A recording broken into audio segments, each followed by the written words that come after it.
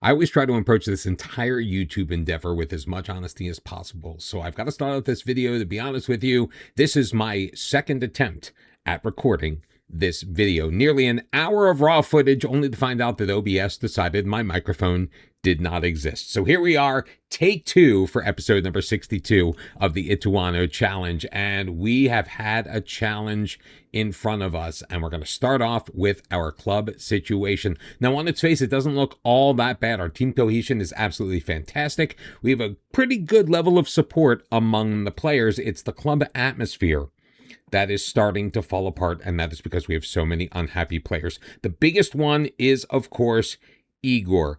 Not once, not twice, but now 3 times this season, he has failed to show up when he needed to. The first 2 were for matches, 1 was for training. We've had to suspend him so many times that we have come to the decision that we are actively shopping Igor. He has been with the club for a very long time. We're going to look at him a little bit more in depth in just a little bit, but he is not the only one. Carlau, Gabriel Rosera, Canella, all of these guys are upset because they either want to move to bigger clubs or they want to look for a new challenge in their careers. I can't necessarily say I blame them. Vitores is another one. Don't be surprised if during the course of this video, one or more of those players are going to move on. And admittedly, things have been a little bit rough on the pitch as well since our last episode. We followed up our 2-2 draw at home against Vitória with a decent 1-0 victory over Grêmio. We were definitely not favorites in this one. However, I wish we could have had a little bit more of an offensive output, but picking up yet another clean sheet for João Feijão, not a bad thing. Sadly, we were not able to make it 2 in a row as we fell 1-0 on the road in the second of back-to-back away matches, this time against Bahia, a team that was behind us on the table. A penalty undid us in this one. Otherwise, we played pretty solid defensively for most of the 90 minutes. Luckily, we were able to bounce back pretty nicely in our next match, but our winning streak would only last the 1 game because a road tilt at Sao Paulo, and we got absolutely owned all over the pitch, and our misfortune continued as we took on Atlético Paranense at home. In that one, we found ourselves down pretty handily at the half. We did manage a couple of late goals to make it a little respectable, but overall, we are not on the greatest run because we thought we would have a better chance to win against Juventude, who at the time were at the bottom of the table. Sadly, the result did not pan out in our favor. Luckily for us, our spell of misfortune has not really resulted in us tumbling down the table. We still find ourselves coming to action today in 11th place. However, things are starting to tighten up a little bit on the bottom half of the Serie A table. And for the record, we did start playing Igor a little bit in those last few matches. He really wasn't the reason why we did not win. However, the time has come, my friends, to say goodbye. We have finally accepted an offer for Igor. $2 million. He's going to Mexico. He's been with the club since 2026 when he came through our youth intake. A couple of years later, he became a stalwart member of our squad. 25 goals and about 215 appearances for Ituano. But unfortunately, the bad had begun to outweigh the good, and he's off. We got a couple of offers initially and tried to start a bidding war, but unfortunately it didn't take. So $2 million, the final price tag. My biggest factor that I took into consideration when trying to move Igor on was if he wasn't going to play for us, I at least didn't want him playing for our Serie A competition. You remember a couple of years ago what happened when we were forced to sell Andre to Palmeiras, where he would just come back. Actually, to be honest with you, Andre never really played very well against us, so we always had some pretty good results in those matches, but I did not want to tempt fate, which is why he is off to Liga MX. Igor's not the only player that is going to be moving on for us. However, one of the Ituano OGs, he was on the team when we started this whole thing off at the beginning of the game cycle. It seems so long ago, but Gabriel Rosera, who had resigned himself to a reserve position, coming on a couple of times, not really having the offensive impact this year that he might have in the past.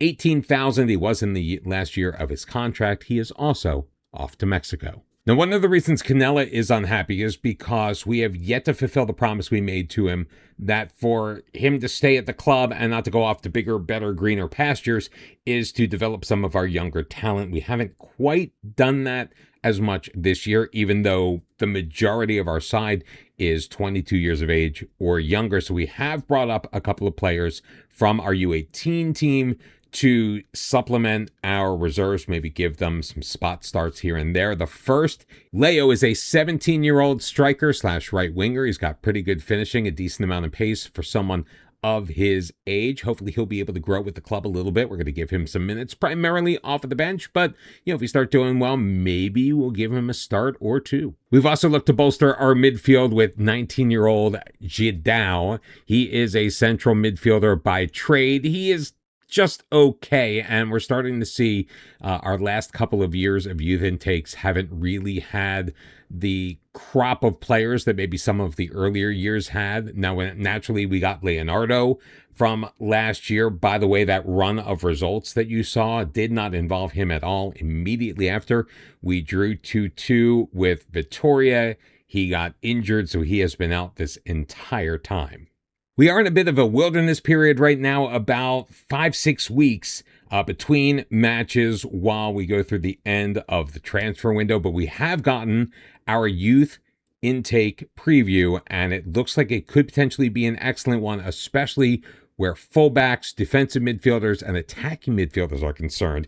Not one, not two, but three potential fullbacks coming through. Now, we are decently stacked at the position, especially on the left side, but maybe we could find an improvement over Rodolfo Souza Silva, who, don't get me wrong, is a player that we absolutely love and adore, but he's not the most physically fit. We do find that we have to replace him late in matches quite often, and he tends to, every once in a while, get himself in a little bit of yellow card trouble. With all that being said, we are ready to take on Sport Recife, sitting at the bottom of the table. It seems to be a current theme. We have made some minor tweaks to the tactic. Edson Jose is now an advanced playmaker, for example, and changed a couple of things with our defensive setup, try to make it a little bit more solid.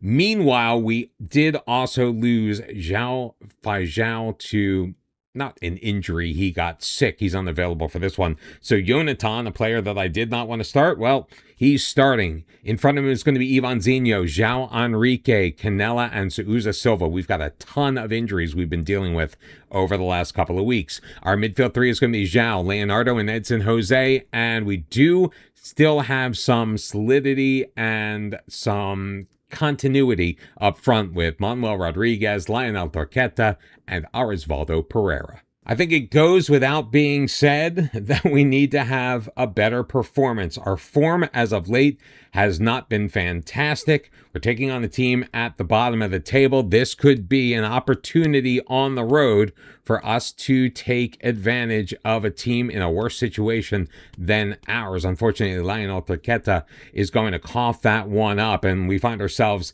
now nearly 30 seconds into the first half with an active highlight. So something is going to happen, even if it is, I guess, Torqueta putting it out into touch. Oh no, we continue. Roja's going to throw it in. He's got Vieira moving it up the left side, who gets his way around. Souza Silva cuts it inside, and João, oh my goodness gracious. Are you kidding me? 1 minute, 15 seconds into this match, and we are giving Sport Recife a free opportunity from 12 yards away. The penalty has been awarded. João is going to get off with just a warning, and Fabiano is able to put it past Jonathan, and just like that, 2 minutes in, we are down 1-0. Honestly, it's those kind of things that kind of chat my butt. Oh, great steal by Torqueta. Let's see if we can turn this into a nice counterattack. Pereira back for João. We'll hold it up for a second. Arisvaldo Pereira. João out to the right side. Souza Silva has a little bit of space. Knocks it forward. Edson Jose up the right wing around the box. Puts it in. Looking for Manuel Rodriguez. And what a save by Leandro. A perfect opportunity, 5 minutes on the clock, for us to draw even 1-1. And it looked like Manuel Rodriguez was not going to be able to miss. And sadly, the save was made. Oh, what is going on here? Are you kidding me? Dede getting the header from Magliese. Nobody marking Dede. He may have been offside. Of course he wasn't offside, because why would a decision go in our favor at this point in the season?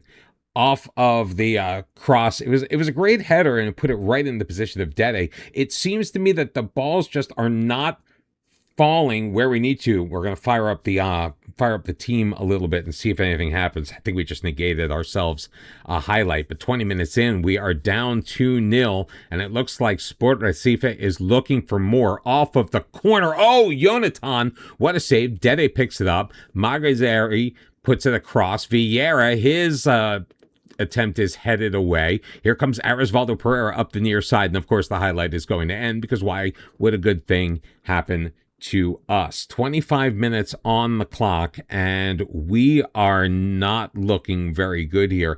And I'm trying to harken back to the last, I think it's been 2 episodes since we've seen like a really good effort. Sousa Silva's corner is headed away. Rodriguez, what type of angle is João taking there? Rodriguez still with it. Oh, good defensive play by Sousa Silva. He'll lay it back for Jonathan, sending it forward. Nice long ball. Pereira heads it back. Leonardo. Oh, what a ball over the top. Manuel Rodriguez. He'll slot it home. And we finally have a lifeline in this match in the 34th minute. Manuel Rodriguez putting it home. I think that's the first goal involvement for Leonardo of the season. He may have had one other, but I'm not sure. He's had a very rough start to the year, and we talked about this, I believe it was the last episode, where we're going to keep giving Leonardo opportunities until we just cannot bear it. He played so well for us last year. We just need him to really kind of bed in, and we're going to encourage the team with a couple of minutes left in this first half, but I don't think we're going to see any further action before halftime. Sport Recife with a 2-1 lead. We finally started to gain some of the match momentum late in that first half. Let's see if it can continue. One of the other reasons why we made those changes to the tactic was to try to bump up our possession numbers a little bit, not possession for possession's sake, but for us to be just that little bit less careless with the ball when we did have it, not being so quick to get it away. So we did knock our tempo down a little bit, and we did shorten up the directness of our passes. We were on much more direct passing, and I think that has hopefully had a positive effect on this team, and we're finally starting to learn as we keep possession now 40% of the time instead of 27% of the time.